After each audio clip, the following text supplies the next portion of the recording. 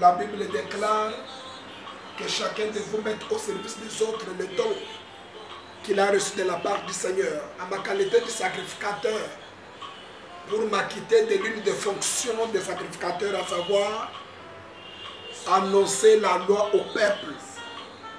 Et quand la loi est annoncée, il a été dit à Josué que ce livre de vie ne s'éloigne point de ta bouche, mais dit-le jour et nuit, afin que tu réussisses dans tes entreprises, que tu aies du succès dans ce que tu feras.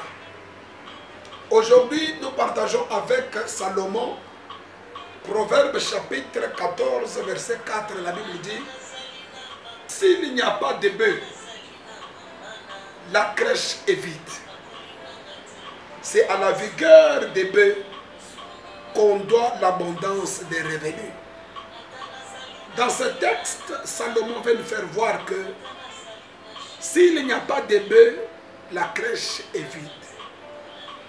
C'est-à-dire que la crèche dans laquelle il n'y a pas de bœufs, cette crèche est vide et elle est informe et vide. Rappelez-vous lorsque la loi, dans la loi de Moïse, le premier livre de Genèse, Moïse nous montre que la terre était informe et vide. La terre était chaotique. Vous pouvez être là dans un chaos quelconque. Vous pouvez être là, vous vivez des situations inadéquates. Mais je viens par cette exhortation vous montrer que la Bible dit, s'il n'y a pas de bœufs, la crèche est vide. Mais s'il y a des bœufs, or dans la loi de Moïse, l'animal, le bœuf ou le chameau était considéré comme un serviteur. Si Matthieu a présenté Jésus-Christ comme un roi, Jean l'a présenté comme Dieu, comme la parole, Luc le présente comme un homme, mais au moins Marc le présente comme un chevaux, comme un chameau, comme un bœuf. C'est comme ça que la loi dit, on n'amuselera pas le bœuf quand il foule les grains. Le bœuf étant l'image d'un serviteur, il y a un seul serviteur qui a visité la crèche un jour. Il y a un bœuf qui a visité une crèche, cette petite maison abandonnée, être considérée comme étant une petite maison des animaux.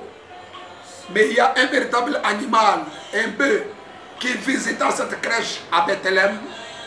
À cause de sa présence comme bœuf dans cette crèche, il y a eu une mobilisation des hommes riches venant de l'Orient qui sont venus équiper cette crèche.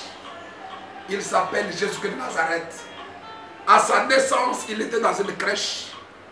Et à cause de cela, c'est Jésus, à cause de sa présence dans la crèche était devenue un lieu de grand tourisme. Et le tourisme qui paye, c'est-à-dire les mages venus de l'Orient, ils se sont retrouvés dans cette crèche pour déposer ce qu'ils avaient. L'apôtre Paul déclare, ne savez-vous pas que votre corps est le temple du Saint-Esprit? Vous qui me suivez, si vous avez déjà reçu Jésus-Christ comme Seigneur et Sauveur, vous êtes par conséquent une crèche de l'Éternel. Vous êtes la maison, une tente du Saint-Esprit.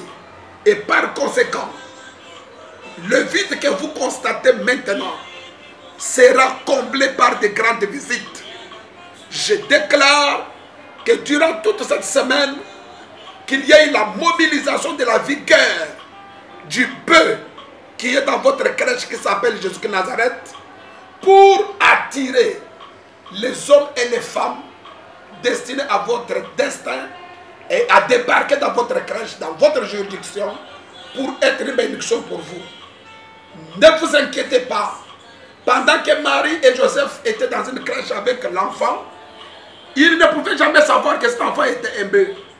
Ils ne pouvaient jamais s'imaginer recevoir l'or, les myrrhes et l'enfant. Ça a pris quelques petits moments, ils ont vu ces gens débarquer. Il y a un temps pour toutes choses. Garde la foi en Jésus-Christ. Aussi longtemps que tu as Jésus en toi, ton lendemain sera plus puissant que ton présent. Aussi longtemps que Jésus est en toi comme bœuf, tu chanteras un cantique de louange. Aussi longtemps que tu gardes ce Jésus-là en toi, il est écrit dans la loi de Moïse que si un homme achète un champ, il prendra même les produits de ce champ-là. Et pourtant l'apôtre Paul déclarait, les champs ne savent pas que vous êtes les champs de Dieu. Nous l'église, nous sommes les champs de Dieu. Ceci étant, dans les champs, il y a les produits du champ. C'est comme ça que lorsque Joseph a marié Marie, comme Marie était une femme, il était obligé de prendre Marie et de devenir le père de cet enfant Jésus qui était dans son ventre. Je suis venu déclarer qu'au nom de Jésus que vous avez reçu, au nom de toute l'œuvre de la croix, que toutes les merveilles, les bonnes choses qui sont cachées dans l'œuvre de la croix vous accompagnent cette semaine, accompagnent vos familles, accompagnent vos vies. Au nom de Jésus-Christ, je vous ai ainsi béni. Soyez bénis. Amen.